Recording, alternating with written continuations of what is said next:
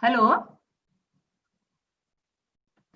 Ma'am, you are audible. Please continue. Yeah, actually, no, it had stopped.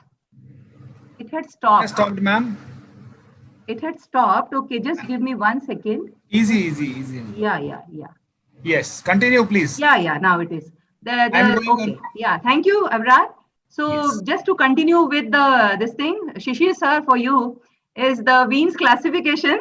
So if a question is asked like this, so I was telling the students Okay. to draw the diagram like this, and Yeah. it should be a well-labeled diagram, and also it should be in the center of the page, and you put the name of the scientist who has given this, and accordingly, if you do like this, then there's a fair chance of getting a good marks. Okay, sir?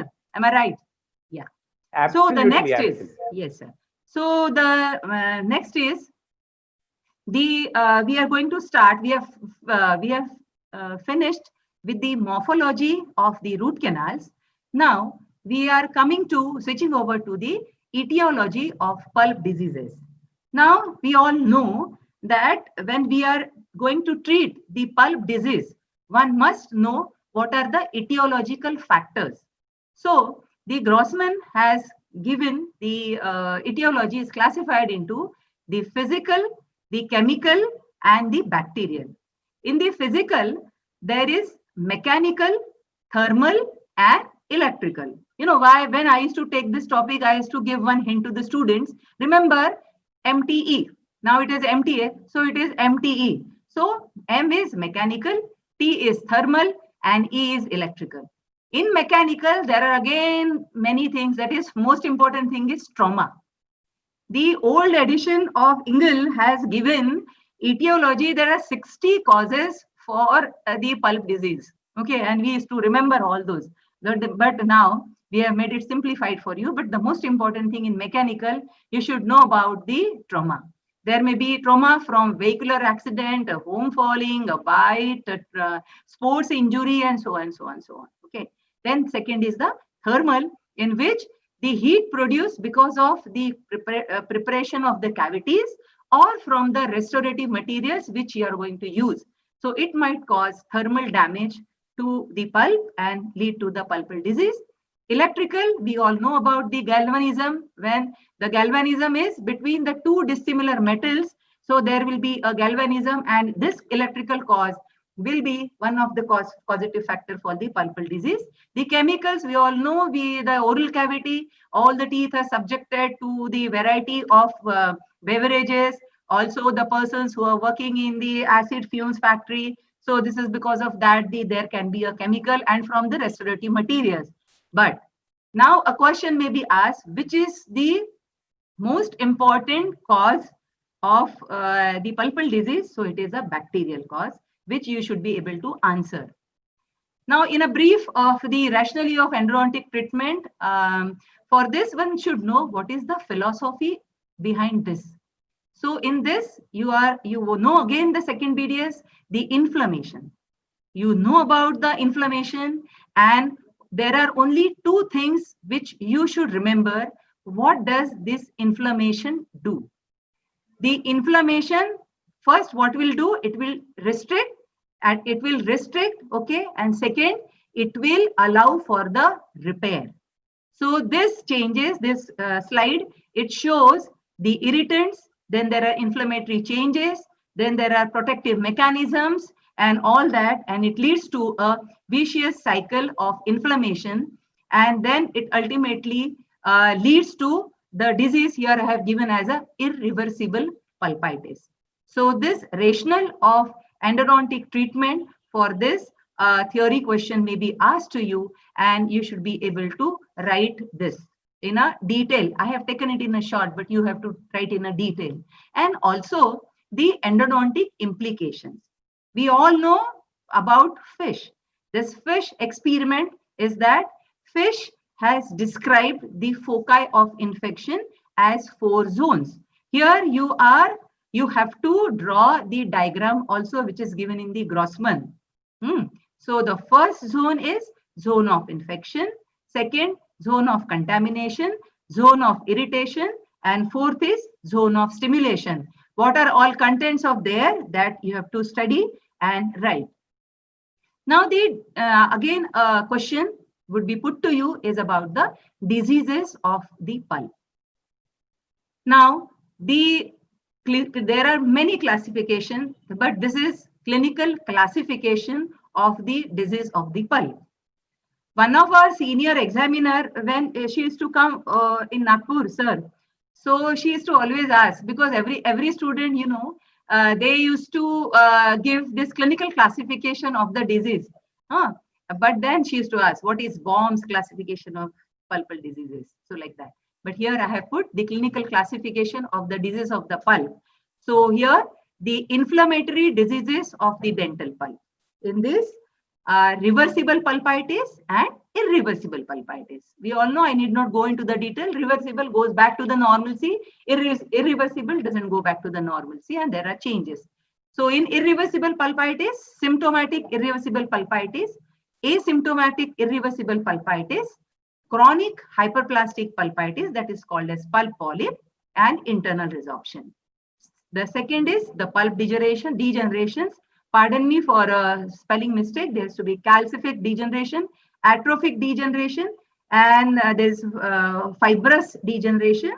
And the third is pulp necrosis. So this way you have to go and write the clinical classification of the pulp diseases. Now just I think I have 5 minutes. So I'll be able to tell you about only for pulp disease, only 2 lesions. So because acute irreversible pulpitis. Now you are given a patient and you have to chart the case history of the patient and arrive at a diagnosis so as to plan a treatment. So for this, what should be the method of writing answer to this question, or when you're taking a case history? This will be helpful for you in both the fields. So acute irreversible pulpitis is, how do you differ? First should be the definition, then there should be the typical symptoms, because these symptoms will help you to differentiate from the other lesions, whether it is reversible, whether it is a pulpal lesion, whether it is a periradicular lesion, whether it is a reversible lesion, whether it is a irreversible lesion, whether it is an acute lesion, whether it is a chronic lesion. So symptoms, when you extracting the information from the patient, so this symptoms is it's a very important, and here where you have to apply all your theory knowledge. What is symptom? If a Viva question is asked to you, symptom is the unit of information sought by the patient at the time of history. So this symptoms with the patient of acute irreversible pulpitis, we all must have gone into it, that there is a tremendous pain. Okay, there's a postural changes and the pain lingers on. The most important thing is that it comes with the stimulus, it may not come with the stimulus. It has a habit of lingering on for a while. The patient is all awake in the night, and when he changes the posture and all, these things are that there is no way but just to rush to the dentist, maybe on a telephonic, or he has to rush to the clinic. And then the other things, the radiographic findings, you should know. So there's hardly any, you won't be able to see any periapical rarefaction for acute irreversible pulpitis. There might be some, as well as is normal. Sometimes there may be a little widening of the PDL space can be evident. The diagnosis, as we have already known about it, that how to do the diagnosis. So in this, on the inspection, you will see a deep cavity which is extending to the pulp, or decay. Maybe a filling is there and there's a residual caries, and it is because of that also. The pulp may already be exposed or may not be exposed. Okay. But then this is again what is most important is you distinguish it from the acute and chronic reversible pulpitis by this thing. And the histopathology is also to be added. The treatment is pulpectomy, and the prognosis is favorable. Favorable if the pulp is removed properly, and the prognosis for the tooth is always good. Also, there is one, I would like to take an example of a question is put to you. What is chronic hyperplastic pulpitis? Okay, so for chronic hyperplastic pulpitis, so this which we have discussed is the acute lesions, and the chronic lesion is okay. So chronic is the chronic hyperplastic pulpitis. Chronic hyperplastic pulpitis. So for this, if you have come across this cases, so here three things you have to remember. Okay, so first is the age of the patient, that usually the patients are of a younger type, where you have a young resistant pulp. And second point is that there is always, most of the times, there is an open cavity. Okay, and the third type is the stimulus in the form of caries is a slow and long standing stimulus, so which causes the proliferation of the pulp tissue. So this is a chronic hyperplastic pulpitis. When you ask the patient to open the mouth, you will be seeing a proliferated pulp tissue which easily bleeds on the provocation by the probe, and then the diagnosis is evident only. Only thing, one point here I would like to share with you is that you have to differentiate it with the gingival hyperplasia. So how you will differentiate from gingival hyperplasia? For gingival hyperplasia and for chronic hyperplastic pulpitis, you have to go on checking the stock of the proliferation. For hyperplasia, if you start locating it with the help of Explorer, so it will be somewhere right in the center and in the where the pulp was located. Whereas for gingival hyperplasia, it will be in the interdental area. If you compare the vascularity of both this, then the pulp polyp will be more vascular as compared to gingival hyperplasia. So there are many acute conditions, there are many chronic conditions, but this is just for example, if a question is asked to you, so you should be able to write an answer from this way. I have prepared my presentation. Then the next is the diseases of periradicular tissue. So in this, again, a classification may be asked to you. So there is clinical classification of the disease of periradicular tissues. So it is symptomatic periradicular disease, which is symptomatic apical periodontitis associated with vital teeth, and symptomatic apical periodontitis associated with non-vital teeth. Next is acute alveolar abscess, and third is, which is very confusing with this, is the acute exacerbation of the asymptomatic apical periodontitis. The second is asymptomatic periradicular disease, where the asymptomatic apical periodontitis, chronic alveolar abscess, radicular cyst, and condensing osteitis, external root resorption, persistent apical periodontitis, and diseases of periradical tissues of non-endodontic origin.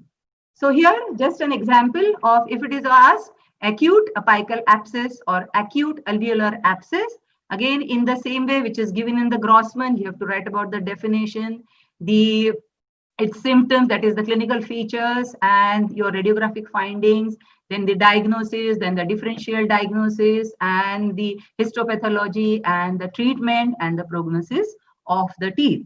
So for this is only thing here, for primary, that is acute apical abscess, you have to, how you will differentiate it from phoenix abscess.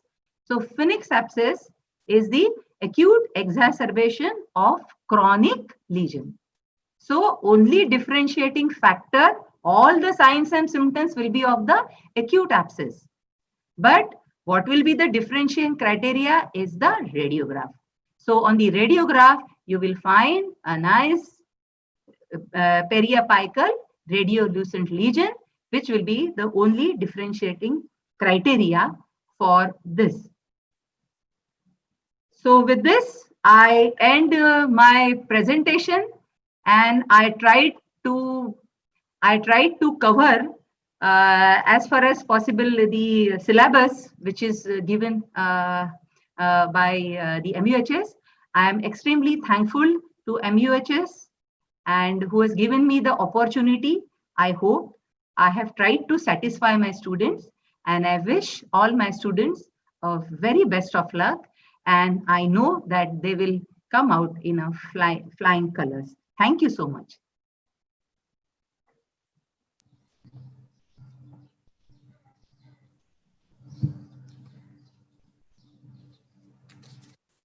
Thank you very much, ma'am, for such a simplified